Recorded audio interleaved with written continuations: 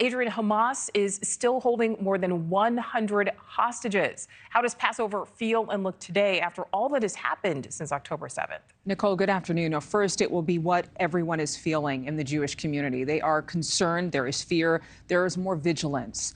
In the U.S., synagogues and Jewish cultural centers, they often pay for security, and they make sure that they have that security present.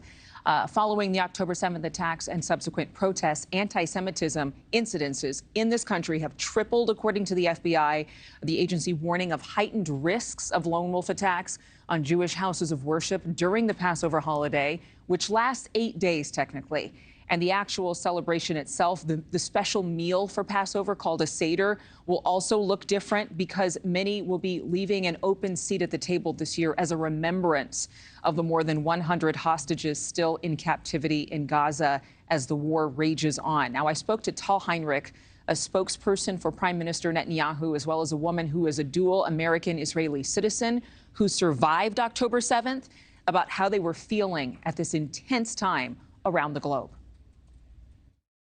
We're feeling very alone in the world, and especially if you look at social media, which I really should do a lot less, because it's giving a horrible picture. It's distorting reality, and it really does make us feel alone.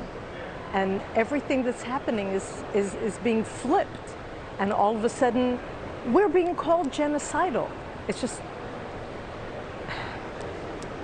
it's very incomprehensible and very lonely as a Jew in Israel and as Jews in the United States. We're praying for them, but these families, the families who were hurt most, are somehow the ones giving us the most strength.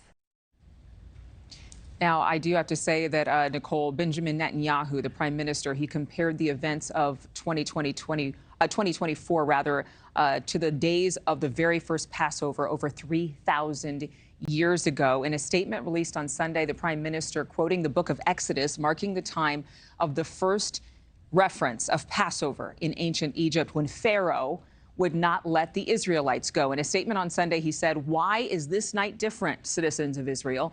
On this night, 133 of our dear brothers and sisters are not around the Seder table, and they are still held hostage by Hamas in hellish conditions." He continued saying, "Hamas is hardening its heart," again, a quote directly from the Bible, "and refusing to let our people go. Therefore, we will strike it," referencing Hamas, "with additional painful blows. This will happen soon. In the coming days, we will increase the military and diplomatic pressure on Hamas because this is the only way to free our hostages and achieve our victory," end quote. Now, the International Fellowship of Christians and Jews is one of the groups I spoke with, and the president telling me that they are resilient, but not okay, still mourning a loss of a family member, a friend. Everyone knows someone who was impacted by these attacks. And the Jews that were living in these settlements attacked by Hamas, hundreds of thousands of people are still without work, still displaced without their homes.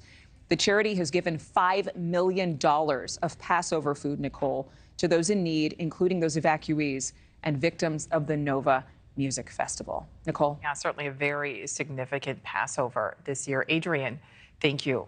Thank you for watching. Go to newsnationnow.com to find News Nation on your television provider. And don't forget to click the red subscribe button below to get more of News Nation's fact-driven, unbiased coverage.